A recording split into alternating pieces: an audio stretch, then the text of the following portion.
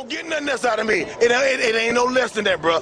I'm gonna give you what I am. This is me. You understand? And if I say something to offend you or your kids, then they got to be offended. You know what I'm saying? Ain't no fucking bullshit about me. I love Tupac to death, but I ain't like Tupac. Tupac was 150 pounds of mouth. I'm 240 pounds of straight raw nigga.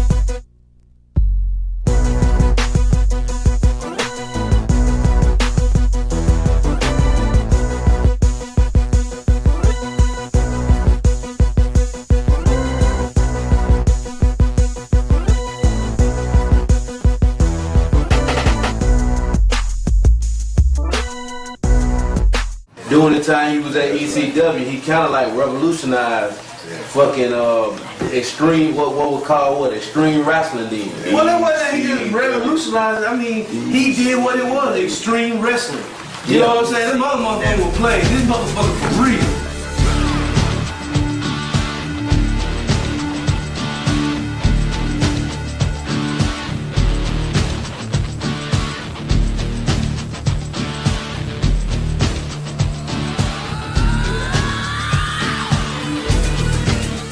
One of my most memorable road stories was one day, me and, I won't mention his name, Sandman, we was riding down the highway and we was snorting coke.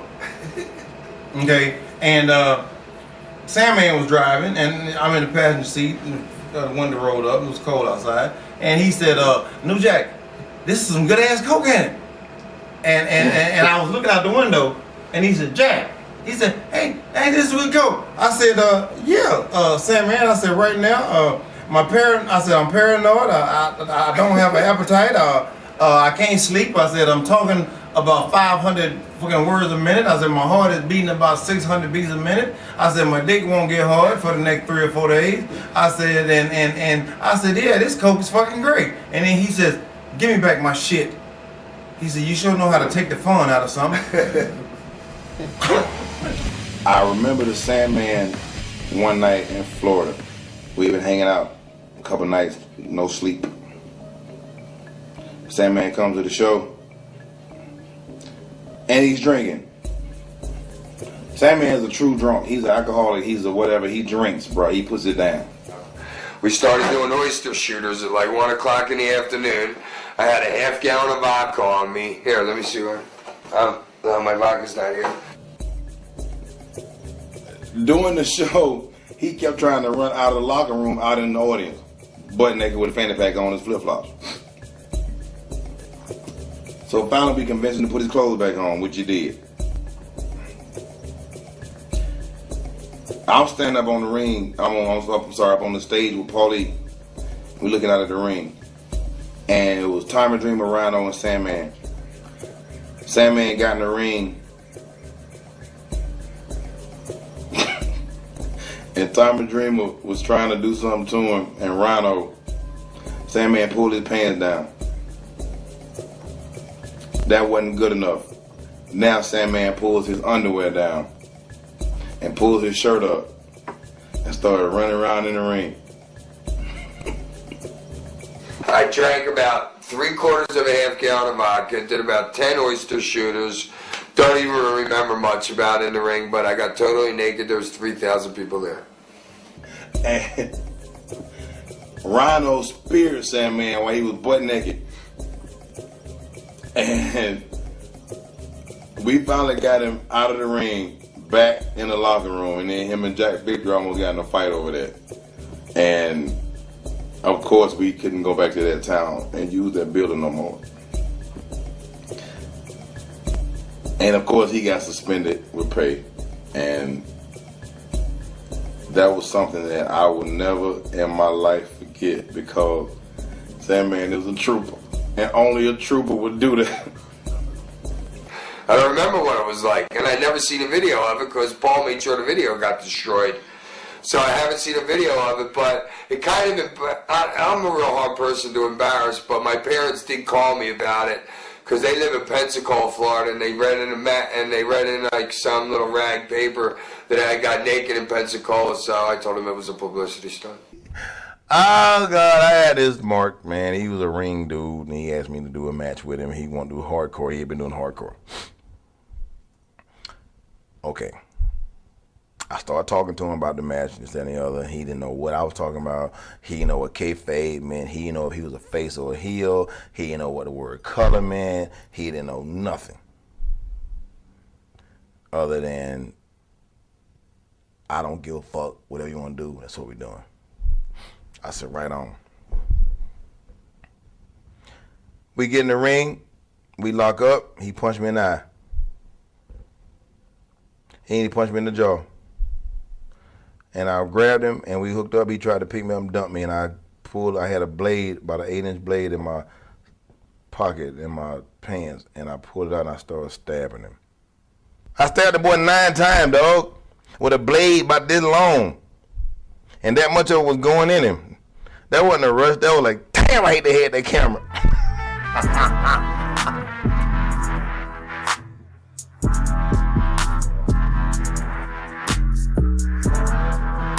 And each time I made the same noise.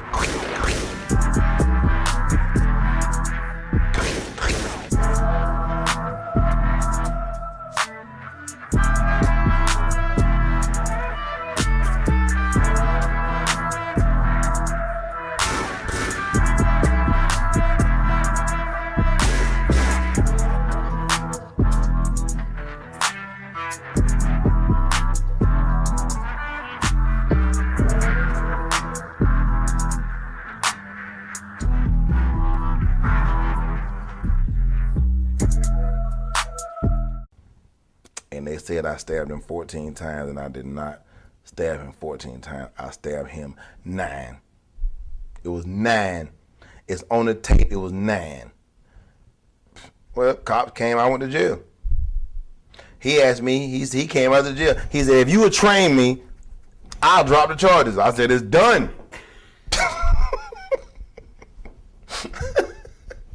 I said, you are trained, bro. He said, you take me on the road with you? I said, done. Clean my front seat out tomorrow. Went to court, charged the drop. I got the fuck out of Florida. Ain't been back since. Fuck him. First of all, he ain't had no business being in the ring with me. All right? This is not celebrity wrestling. You know what I'm saying? I'm not going to let you get in there and get your jollies off because you've been watching me on tape all your life. New Jack goes into a bar. Guy comes up. Boy comes up, he look at me like, I bet you ain't as tough as you look like you are in the ring. I bet I could take you. He's fucking trying to big league New Jack, you know? Jack's like, sir, please, I don't want to fight you. I don't want to fight you. You know, this is all a gimmick. So the guy's not getting his, confidence to build up. He's like, yeah, that's right, because you know I'll kick your ass, right? Jack's like, yes, sir. He goes, see all these tattoos are just gimmick. They're part of my gimmick. I don't want to fight. I can't fight. So he lets him go on. Jack's getting ready to leave. He walks up to the guy and he goes, sir. He goes, I'm fixing to walk out of my car. Please don't walk out and beat me up because I can't fight. Guy starts following him. And he jumped up. And he actually did that to me. Like, and I hit that boy everything I had. As soon as he stepped through the door, Jack turns around. One hit, he knocks that motherfucker clean out. You got knocked the fuck out. I thought that was great, you know? So here he is building up the guy's confidence. The guy's thinking, I'm going to kick New Jack's ass because because he's admitting he's a pussy, and then Jack knocks him out in one fucking punch. I think that's tremendous. And I knocked him out with one punch. And I'm like, what's the color? You know what I mean? But they were so stuck, they were so prehistoric until they had never just been around black people to act the way we was acting. They didn't know how to accept it other than not like us. And they did a good job of not liking us at all, period. You know, I understood, I got introduced to what inbred meant. When you see a brother and sister and they baby in the middle, and this big head retarded kid sitting there with his head about to fall off his shoulder, inbred. I had never been around that crap till I went to Tennessee and Kentucky. And I call it King Turkey. And I'd be on TV saying King Turkey. I said, tonight we going to King Turkey and we going, and then the white dude jumped up, he said, let me tell you something. It ain't King Turkey, it's King Turkey. That's what I just said. I think that hurt. I think it would. What do you want? That's Chris Hammer. Keep the camera on. This is my favorite white boy. Matter of fact, he's the only white boy I like. Housekeeping. This is Chris Hammer, y'all. This motherfucker. And he loves me. Chris is a homosexual. No, he ain't. I'm just playing. Because he in my room. Don't put your ass crack on my pillow. We doing this fucking shoot interview thing. What they doing, like a backyard wrestling kind of hickey thingy. Oh, yeah? And, my new toy. I always respect New Jack, and here's why. When I was doing my jobs in WWF, Jim Cornette came up to me. He goes, hey, you know, why don't you come and do that spot for me on my TV? I'm like, here's my card, call me. He called me. I went to work for Smoky Mountain, basically just getting my ass beat. They brought in the Gangstas, their first TV taping. I bumped my ass off for New Jack. He has never, ever forgot it. It's just like we lost contact with each other when he was in ECW. So after we did our tryout, when New Jack got there, I walk up and go, hey Jack. He goes, hey. I go, you don't remember me, do you? He goes, refresh my memory. You know, I've took a lot of bumps. So I went, all I had to say was first TV tape in Smoky Mountain. He goes, Chris Hamrick, and he hugged me for 5 minutes. From there, he took me straight to Tommy Dreamer. He goes, this motherfucker can work. Give him a job. So I said, I'm going to start doing something that's going to just make people forget about us losing. I started diving. Every night I was diving. I was killing myself, I ain't even know it. I dive off anything, a truck, a car, a top of a building, run down a bridge, I didn't care. I just diving. Then it got so good, it got to the point, he started asking me to do it. When he started asking me to do it, then I felt like he needed me to do it. So when I felt like he needed me to do it, I felt like I needed to be paid more money. So then I started making more money. And they wouldn't chant gangsters, they chant New Jack. And he got mad. And he started trying to outdo me in the ring. And I told him, I said, Mustafa, anybody can play your part, bro. I said, I can dress my mom, I can play your part. I said, just get paid with me and let's do this thing. I said, because the day you start trying to outdo me, it'll be the day you won't have no job. And just like I told him. So Mustafa was fired. And I kept diving. And kept diving. And to this day, I still get a dive in every now and then. I saw Cactus Jack recently, and he told me he was glad when I quit ECW. For a simple fact, he got tired of Vince making him dive off stuff trying to outdo me. And he gave me my props for it. Don't give a shit. Ain't never gave a shit. When I see you at Bumpers Wednesday night, bring that little badass son of yours. I'll smack his little ass too. Have you ever seen drugs in the locker room? Or have you ever done drugs in the locker room? And me, myself, I've never seen drugs in the locker room. I've never seen cocaine in the locker room. weed, crack, heroin, pills. I've never seen it in the locker room. Because we don't do it in the locker room, we do it at the hotel. Are there drugs in wrestling? Yes, there are drugs in wrestling. Do wrestlers get high? Yes, wrestlers get high. Top wrestlers get high. These $1 million superstars you see on TV, yes, they snort cocaine. We need drinking money tonight. Give me my money. Party. Now. Party. Party money. He's drug free now. I'm drug free. I get my drugs free. That's true. There are drugs in this business just like in football and baseball and basketball and hockey. There's drugs. There's cocaine that I myself has personally seen wrestlers do. I've done it myself. There's weed. I can't smoke weed. It make me act stupid. There's pills. There's crack. There's heroin. There's uppers. There's downers. There's in-betweeners. And I would say that over 50% of the locker room do it. Or does it? Just depends on where you're going and where you're coming from. It's a part of this business that makes you feel like you need it because it helps you get by.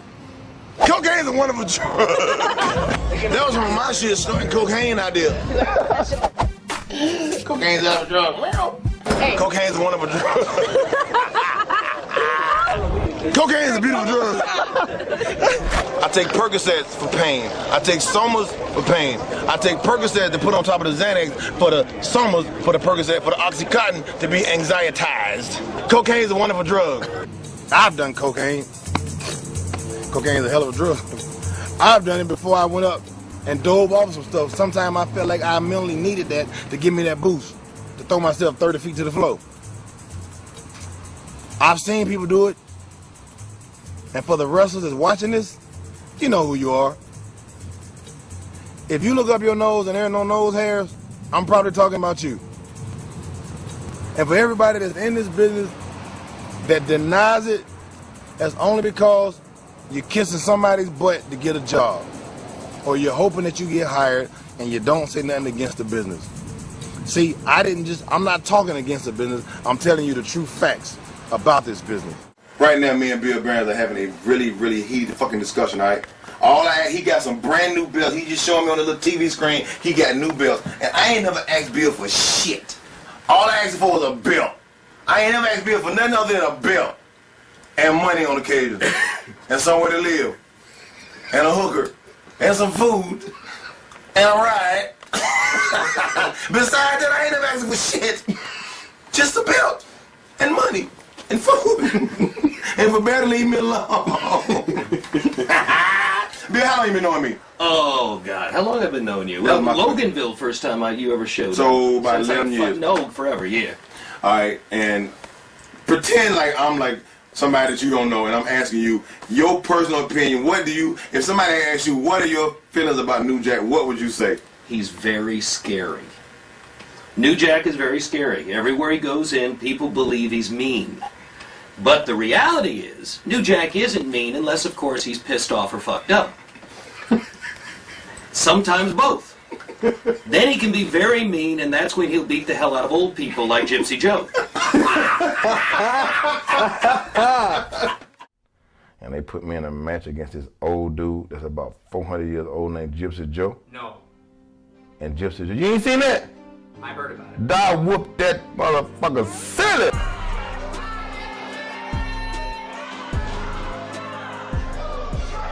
Gypsy Joe said, I'll teach you how to do hardcore, kid. I said, I ain't gonna be your kid.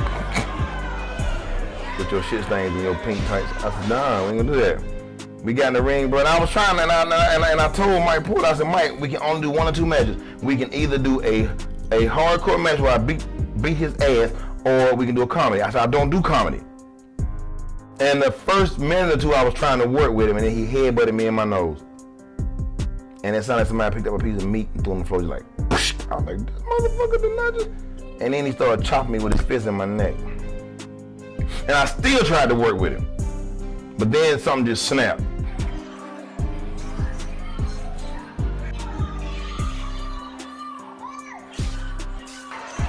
I am known as one of the most hardcore and it's violent, whatever, diving off stuff ever. Joe, man, I got a baseball aluminum bat with some barbed wire wrapped around and whooped his ass, bro. He was a midget. And they was calling me nigga in the audience. They was throwing shit at me, and the white woman hit me in the head with a purse, and they was like, go to the car, get the gun, kill that goddamn nigga. I'm like, what the fuck? Bruh. And I heard him. He didn't get cold, I got it for him. You know what I mean? And that was like 2 years ago. So if I really want to be a heel, a racist heel, I ain't got to go out there and hang or put no noose around nobody's neck. All I gotta do is go to some part of Tennessee, and nigga will fly. Nigga, I'm like, what the fuck? Nigga, I'm like, all night long, bro. I thought that was my name. Nigga, all night, nigga. What the fuck? There's been like a lot of stories circulating about me, Devon, and Bubba, and the relationship that we have or don't have no more, whatever the case may be. And a lot of people, they misunderstanding the heat there is right now between the three of us. Okay. I remember when Devon and Bubba was the ring crew. That's the guys that drive the truck around and set up the ring before the shows and tear the ring down. And, the first one's in the building, the last one's to leave.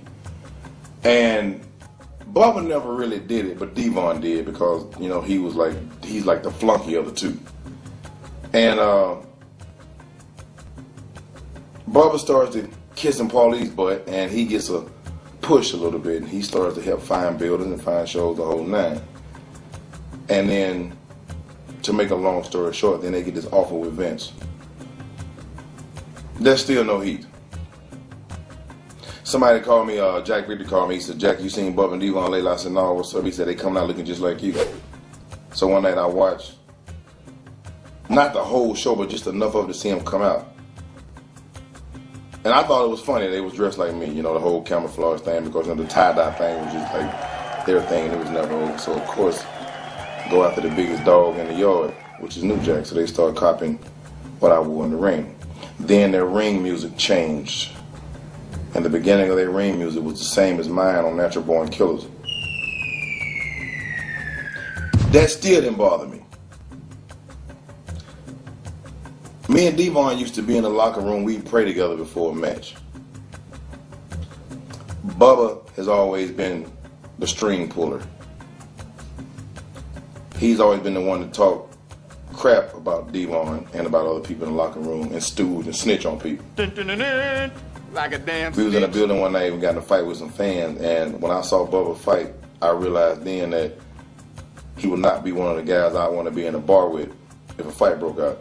And you gonna ask that boy up in fucking Philly, oh, the New Jack said I can't fight. Bitch, you can't fight. I saw you do the windmill, you can't fight. My daughter could probably fight and hit harder than Bubba. Come on now. Oh, we was always snorting, Bubba. You snorted with me and Dickie one night in the basement in Atlanta. Did you forget about that? You forgot about when you hit it and you got paranoid? You said, Jack, why do I feel like this? I said, that's called paranoia, Bubba. You said, Jack, why is my heart beating fast? I said, that's called uncut, Bubba. When you ran out the backyard and started screaming and laid out in the grass and started kicking like you was breakdancing, and me and Dickie had to hold your ass and restrain you. I said, you said, Jack, what's wrong with me? I said, that's called you about to die, Bubba. Bubba is not a threat to me. Devon is not a threat to me. They try to walk like me, talk like me, dress like me, and bro, I'm not mad about it, I'm flattered. New Jack is the originator, you understand? These niggas is motherfucking imitators, so I don't take second seat to nobody. You know what I'm saying? I've been doing this, you know what I mean? I'm the original gangster, them niggas the original princes. They can't fuck with me, you know what I'm saying? But the funny thing about all of that is when this thing is said and done, as they would say back in the day, Devon, ain't it true that you're going through a divorce right now? Because you done cheated on your wife so many times and you can't even keep up with it? You done paid about 3 or 4 women to have abortions, the whole 9 out of Philly? When all them dollars stop coming in, and you paying child support and alimony like you still making a lot of money and you ain't no more, I hope I'm there to see you so I can welcome you back to reality. Because if you think you got something on me, bro, you're dead wrong. I done more in this career than you will ever achieve in your life. Because you know what? When it came down to me kissing butt, that's where the line was drawn. But with you done kiss so much butt you got flies flying around your mouth. My new song, look. Isn't he hardcore? You know he will fuck you up. All you gotta do is get it ready when it was all cause boss, it will kill you. Me and Vic Grimes did a match in Darrensburg, Connecticut, and we both fell off a platform, and 25 feet later, I smacked my fucking head on the ground, and I couldn't see shit for damn near 6 months. 3 years later, me and Vic Grimes do a match out in Cali, and I tossed Vic Grimes' ass. He hit the ground, and he splattered like a goddamn egg. Recently, Missy Hyatt, that woman, she wrote a book and she came out saying that she had sex with this person, just named everybody off literally. Did you ever fuck her, or did you ever? I wouldn't fuck that polluted bitch. Missy Hyatt is polluted. Hell no, man. No, God. No, I never fucked Miss. I saw her naked. But I never fucked her. I ain't want to fuck her, man. Missy is nasty. I wouldn't have fucked her. God, no, she is nasty. Missy Hyatt. Ah! Wow, what a piece of work. I met Missy in Tampa. Me and Missy started hanging out. Missy is a recovering heroin addict. So Missy's on a lot of medication. My job, that Missy thought, was to babysit her. Missy talked to her dog like her dog was a person. Missy talked to her plants, and her plants would talk back. Missy talked to her chair, and her chair would talk back. Missy would talk to the TV when it wasn't on, and the TV would talk back. One night, Missy called me and says, "New Jack, somebody stole my car." I drove across town to Missy's house. I said, "Give me the keys, Missy." I go upstairs in the parking deck garage, and the car's parked right there. I drove the car back down in front of Missy's apartment, and I left. So now she says, "Won't you just come live with me? Don't worry about it. Just come be with me. I love you." She says, "I'm in love with you." Well, see, Missy has a habit of being with guys that's over in the business. Eddie Gilbert, this guy, that guy, you know what I mean? Missy wrote a book, and everybody that she slept with in the business, married or not, she exposed in that book. Paulie brought this guy in from Ultimate Fight, and paid the guy to let Taz choke him out. Missy jaw would screw the guy when he came in town. And that's what she did. She did it. Now, Missy's career is like dead. Missy's worth about $12 before taxes. Missy takes me downtown with her one day to the police station. She says, "I gotta go down here and fill out a report." I said, "Okay, I'll ride with you." And she goes in and she reports herself. No, she wants to talk to a detective on a missing persons report. Detective sits down, takes the information. He says, "Well, ma'am, her real name is, well, I'll just say M. Hyatt, but it's not Missy Hyatt." And I was like, but the person she reported missing was Missy Hyatt. The detective said, "You got any ID?"